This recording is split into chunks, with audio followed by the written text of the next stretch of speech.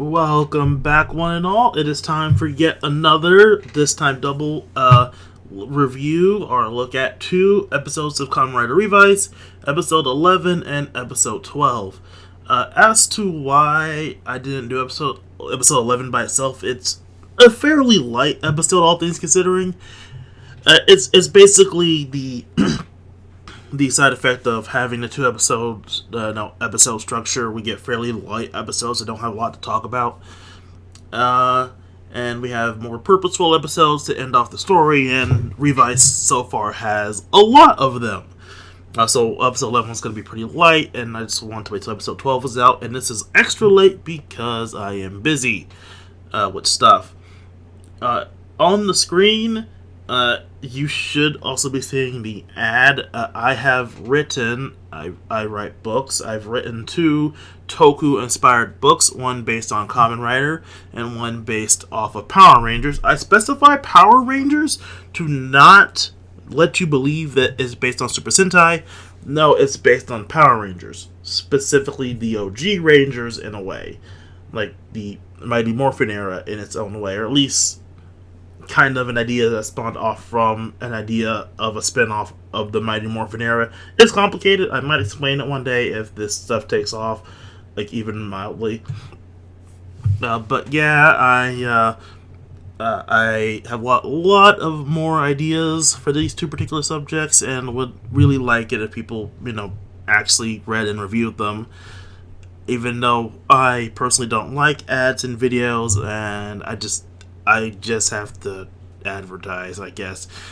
But yeah, if you're watching this and don't immediately click away because my voice is annoying, as I've been told it is, then yeah, you might want to take a look at these books. There are three of them so far. One in the Power Rangers base series called Alter Squadron, and the other one, and the Mass Knight series has two books in it now because it was going to be a longer series, but I managed to cut it down at least a little bit.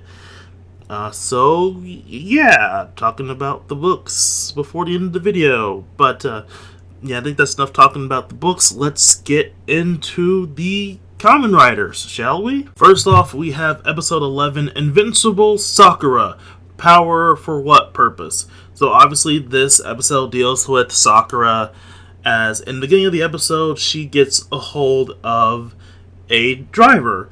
The Libra driver, if I believe that's how it's said. Yeah, the Libra driver. We still don't know who actually sent that to her. It's basically a mystery about who actually sent her the driver. We'll talk about that in episode 12. In episode 12, George basically admits that he planned to scrap it. And he didn't send it, so we don't know who sent it, but it's probably someone in Phoenix. But anyway, yeah, so she gets her hands on this driver and is questioning as well as a Vice stamp, the Cobra Vice stamp, which completes the Cobra, Bat, Spider trinity that pops up in Kamen Rider every so often. So yeah, she completes the trinity, and we have her basically beside herself the whole episode. She tries to figure out what she wants to do, because she feels that she's weak. She's been fighting, I don't remember, Aguilera. I don't know if I'm pronouncing that right, but she keeps having these little fights with Aguilera, and she kind of is doing crap at them, and basically feels like she's weak and doesn't like the feeling of being weak. At the same time, one of her instructors at the karate school, or the dojo that she goes to train for karate, one of the instructors, I think the secondary instructor, I believe, her son is sick, and she is basically being approached by this guy. I don't know what his name is. I think it is Seko Omori. I don't know if that's right or not. I don't remember his name. No,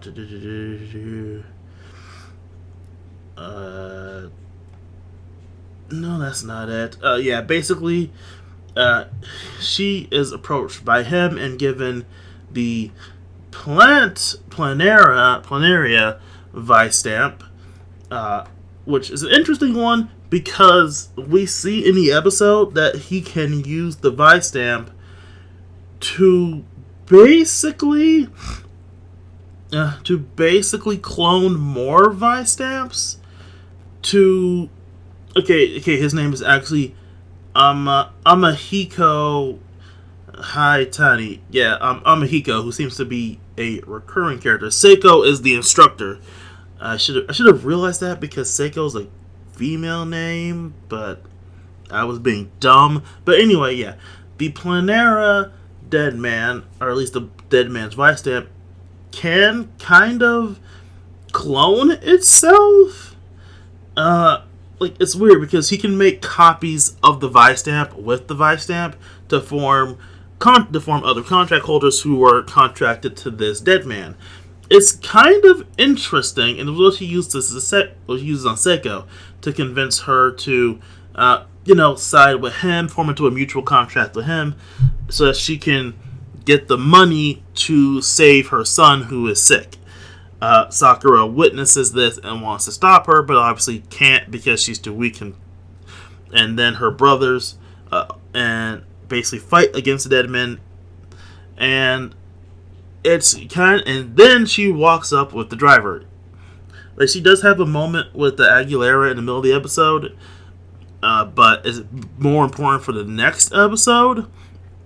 But yeah, she walks up with the driver on and tries to transform, but it doesn't work.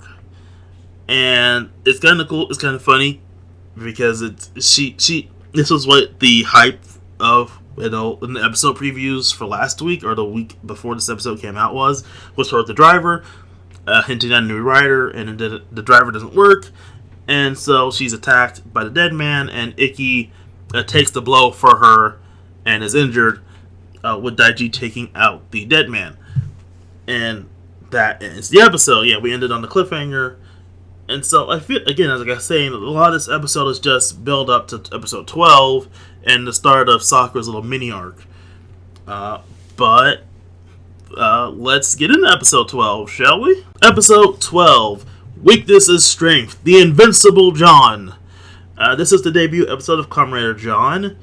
I believe this is supposed to be like a reference to like John the Arc or John of Arc. You know, the French woman who helped the French in the war against the British. I'm not talking historical shit in this episode, but I think that name is a reference to that. If you're a weeb, you also know John as being two of the best characters to use in Fate Go. I dropped a subtle Fate Go reference here. But anyway, this episode follows up from last week. Basically, Sakura feels a bit bad for letting Ikki get hurt. Daiji chews her out for it, which is kind of funny. Like, I remember a lot of comments, everyone pointing out, oh, that's funny from Daiji, pointing out how Sakura hurt her brother, when his ass fucking, almost murdered Ikki in a few 2 episodes ago, but, that's neither here nor there. But, yeah. So, Sakura feels pretty shit about the whole situation as she tries to, feel better and tries to get the driver to work, but, she can't get it to work. And so she spends a lot of the episode basically in a rut while Daiji and Ikki deal with the situation of the Planera Dead Man, because obviously, dude, I already forgot his name. Dude can just keep making more Dead Men. Amahiko can keep just making more Vice Stamps with his original Vice Stamp because they get hold of the Vice Stamp from the Dead Man. But obviously, since it's a duplicate Vice Stamp, it breaks, so it's not working. So he can just keep making more and more of that same Dead Man as long as he can keep copying the Vice Stamp from the original. And so, he gets a hold of Seiko again and uses her again to form a Phase 2 Dead Man because she formed one in episode 1 and now formed it again in this episode. I mean, not episode 1, but episode 11. Now she formed it again in episode 12. Formed another Phase 2 Dead Man, which weren't there major side effects for this? Because she could just do it because he keep making copies, or is it, are side effects mitigated because this is a copy of the Vice stamp? Anyway, yeah. So they're dealing with that, and Sakura's doing some soul searching. She has another moment with Aguilera, in which case, the fact that the dead men are basically a cult gets even more emphasized because Aguilera drops some more shit that she's been with the dead men since she was an infant, which implies some things, that she was basically kidnapped as an infant and basically raised to be Gift's wife, because that's her title in the group. She's supposed to be Gift's wife. And Mahiko also reveals he wants to take Gift's place as leader of the dead men. I don't exactly know what that will entail. I know we need like 10 sacrifices to revive Gift, but I don't know what it will entail for him to take Gift's place. He's essentially like the weather dopant. At least that seems to be his motivation so far. Like the weather dopant in Double, where he's just doing shit for power and working with the main villains, while also working for his own goals, which he just outright says, hey, I want to, replace Gift. Oh, it's actually 6. They only need 6 Phase 2 dead men for sacrifices, which, wait, let me check. So we've had the Cheetah dead man, now with the Planera dead man, which is essentially the plant, and the ape dead man. So if we don't count the other two, Otalisa and Julio, if we don't count them, we're already halfway to their goal of having 6 sacrifices for Gift Sama. Which I don't know how exactly that will work, especially considering the fact that I think all their sacrifices are being held in Phoenix custody. But, they might still be able to get their hands on them. I mean, next episode, but yeah, they're already halfway there to their goal. They're pretty somewhat efficient for villains, because normally this would be like, late game shit. But now this is happening before we even get to the Christmas episodes. But yeah, so back to the plot of the episode. Sakura is dealing with being basically depressed or feeling dejected from what's going on, and then she sees a shadow behind her, which is her demon, who's not named yet. It's named at the end of the episode, and it is Loveku. Or Loveku. He's named by Vice as Loveku. Which... So, Lovekov, or Loveku, it's basically a marketable plushie. So, let's talk about the driver for a second. Her driver has kind of an opposite of the buddy system that Revice uses, because she can, instead of combining with her demon for attacks, she can turn her demon into weapons, which will basically be what she does in the next episode when she gets a hold of some other Vice stamps. We also have the tradition, which I guess is just a thing now, of Hiromu getting his ass knocked out with the debut of a new writer. Like someone, I don't know if I can find it again, but someone basically put together the collage of, Revice's debut. Hiromu on his ass because he tried to use the T-Rex Vice stamp. Live's debut, knocked on his ass from fighting the Brachio dead man. Or dead men. And then finally, John's debut. His driver explodes because he tries to load up too many Vice stamps at once. At least that's what a friend of mine believes. And he's knocked on his ass. Like, it's kind of hilarious. But at the same time, he also has this big speech about how he wanted to protect the world from bullies. And that's his main motivation for being a writer. And it's random as shit, but it's kind of cool. And he gets his ass knocked out in the middle of the fight. So, obviously Sakura shows up. I guess he just needs to be out of the way for Sakura to have her debut. And so she rocks up, transforms into Kamen Rider John, and it's pretty cool. But everyone's kind of surprised because Loveku appears, and Loveku is super duper weak and helpless and can't defend itself. So, basically, Vice has to take care of Loveku in the middle of the fight by basically warding off the Gift Juniors that are attacking it. and just a big fight. Sakura takes out the Planera Dead Man. Big fight. I can't really describe fights because they're fights. They're just fights. They're good. This was a good fight. It was a good debut fight. That's all I can say about the fight. Also, Osaleta's in the middle of the fight too, fighting the Daiji and Ikki, and then Sakura takes out the Planera Dead Man, and the episode ends with the siblings having a pretty cute moment where they just get to be siblings. It's kind of cute, and Sakura determines her resolve to help to fight alongside her brothers, and the episode ends. I've kind of shortchanged the ending, but again, as I stated, it was a really cute moment between the three siblings. And I like the writer sibling trinity that we have going on here, discounting Hiromu, who was knocked on his ass in the episode. So let's talk about final thoughts. Okay, so final thoughts. These two episodes, they were really good. They were a pretty good introduction to a new writer that dealt with Sakura's whole thing pretty quickly. We also got some lore bits that make the Deadmans feel even more like a cult, because they are supposed to be a cult, but they feel even more like a cult now because the whole Aguilera's been in the cult since she was a fucking child thing. But it's interesting to say the least about this whole thing.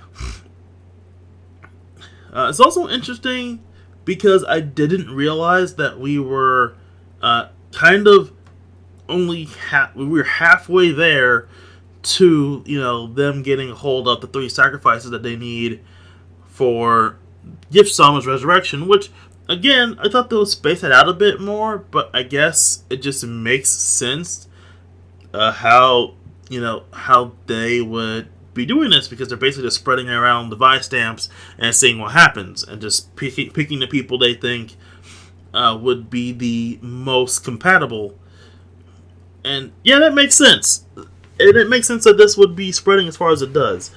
I applaud the Deadmen for being probably some of the more efficient villains that we've had in quite a long while. Like, they're already halfway there to their goal, and we know their goal is to revive Gift. After that, it's up in the air what's going to happen. Like, they're already halfway there, and I doubt the series would try to pull that shit out for any much longer.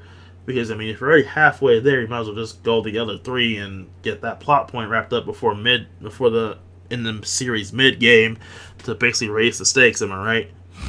Now, though, you think this will be an end-game thing, but no, it feels like a mid-game thing now. The human villain, Amahiko, he feels like a pretty good human villain. At least, he's basically manipulating people into join the cult. Giving them Vice stamps, or at least copying his own Vice stamp to get them along and on the board and all that kind of shit. It works. It honestly does work. I like him as a villain. I was kind of worried because in the previews, it made him seem like he was getting at least working together with Sakura for some reason. But no, he actually is somewhat Sakura's distinct enemy. He also seems to have a weird interest in Aguilera, which could just be because she's the technical leader of the Dead Men. But I don't know. It's kind of weird, but you know what? It works. It works. What's going on here? This cult. This cultist inner politics are somewhat interesting. And then we have, obviously Kamen Rider John. She has a cool suit, So, yeah, you can basically tell what a rider's main weapon is based on the way their suit's designed and if it comes to the weapon. Like, obviously, Live is a gun user. Evil was a sword user. Obviously, we had a lot of those in the last season. Revice can basically be a mix-all, but there's emphasis placed on Revi's legs because he kicks. And Demons is pretty much an all-rounder as well. Like Vice is pretty much an all-rounder. And Jean, there seems to be an emphasis placed on her physicality as well, similar to Revi. So because she's a kick chick, she's a fighter, martial arts. It's kind of like she's, uh, wait, why am I blanking on names? Like she's a lot like Meteor from Forza, in that she's a martial artist whose abilities are augmented by the suit. If you go back and watch Forza, which I recommend, you can see a lot of the fighting that Meteor does is mostly just his martial arts. And as I stated earlier, she completes the trinity of Cobra, Spider, and Bat. Uh, and as an opposite to Revi, who emphasizes his legs, her suit emphasizes her arms a bit more. And she says, apparently to the wiki, she has the lowest jumping height so far. And she has that little braid thing on her helmet to use, I think, as a weapon. I'm not 100% sure if that can be used as a weapon. But either way, it's cool to have now 6 riders. If you count Revi and Vice as separate riders. I know people who do, I know people who don't. Personally speaking, I rather don't keep them as separate because they need each other to transform. But I do like this so far. Like, I think we should stop with riders for a hot minute because we already have 6 before episode 20.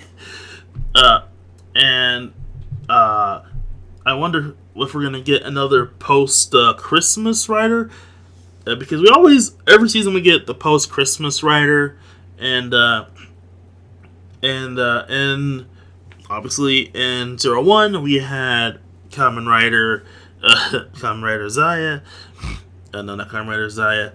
I forget what is actually Thouser. We had Thouser show up, and then we had Yuri show up, who was a really weird fit for the post-Christmas rider, but he was there. And so, we're obviously going to have another post-Christmas, I think, Q2 toy sale bump with the new 7th rider, I guess. Maybe only another evil rider, considering that we have evil as the only one so far. But yeah, it's interesting to see where the story is actually going. Interesting to see that the Igarashi siblings are a rider trinity now, and Hiromu's just there. Like, I feel bad because Hiromu's whole thing with being a rider at first was, I have to stop Daiji.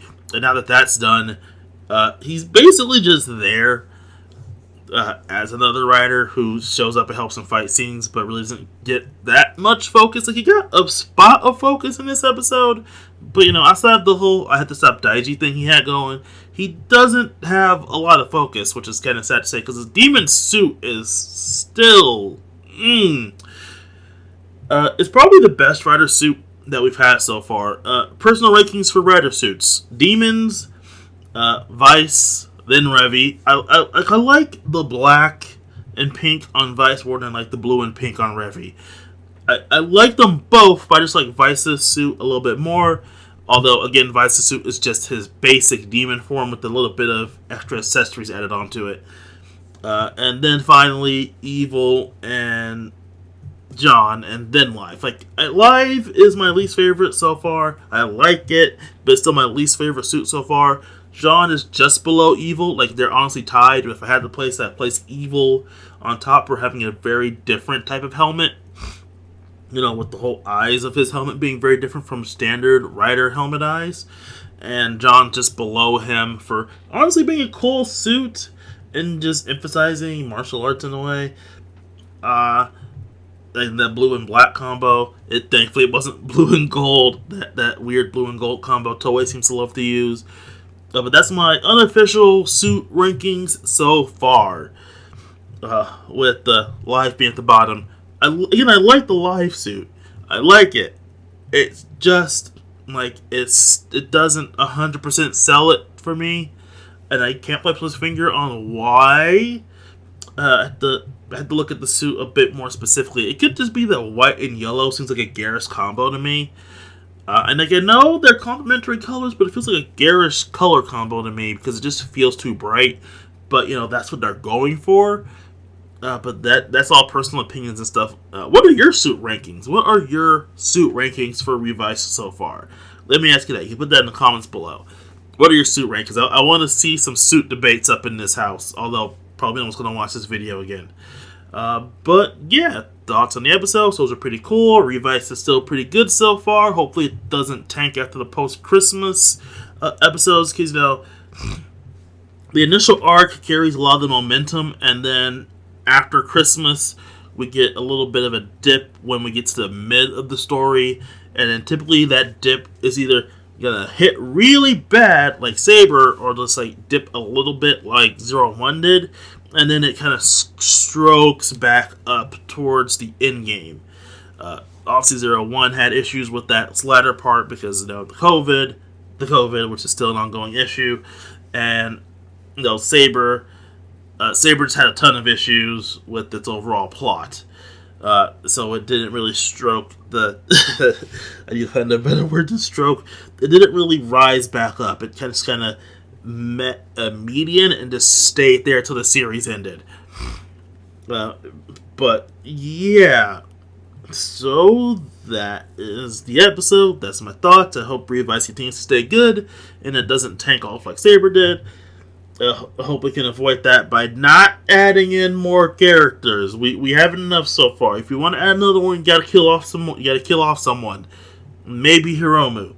And by kill off, I mean keep them dead. They don't come back. You know, like they just stay dead. Like, what's his name in Double, since I'm already on a double kick. Like the dude that was Nazca. I forget his actual name, but you know, he was the Nazca Dopant. If you're gonna add in more characters, you need to kill off one or two. We also don't know what's up with the weird family with the spy tech yet. Like, Sakura goes to like the boys' house at one point, and it's really bare and it feels kind of creepy, but nothing happens. So I'm wondering what their deal is and if we'll get any stuff on that later, because they seem to maybe be connected into this weird mystery that may exist around the father, because George brings up the thing about the dad, and I'm kind of curious if some of those opening shots from the OP, like of the lab and shit, if that might have something to do with it, but I don't know. Like, the series just raises subtle questions in just the right way that I don't really think about it until much later on. Like, wait a second. That's part of why I do these videos. It helps me come to a realization about, wait a second. Because, again, they seem focused solely on the Igarashi family. And I'm just curious. They don't seem to be with the dead men. So it's just a question about what exactly their deal is and what they're doing. Are they the ones that maybe sent Sakura to drive? Do they have a Phoenix connection? We don't know. There's a lot we don't know yet. But hopefully we'll be getting answers soon-ish. It's weird because I want answers, but I don't want them to come too quickly because then they'll just make the series feel lesser. It's that weird conundrum. But either way, that's the end. I just kind of went off on a tangent a bit more there. Again, I have books, links in description below. To the Amazon authors page. If you don't like Amazon, I have a website that has like the permalinks to other websites you can get the digital ebooks from. The physical ones are only on Amazon at the moment, unfortunately. I'm working on the other sites as we speak. And so now officially, let's end the episode, and I'll see you all hopefully on time next time. I probably will have the episode for episode 13 out on time because we're getting a new form. It's minor spoilers. And yeah, see you all next time.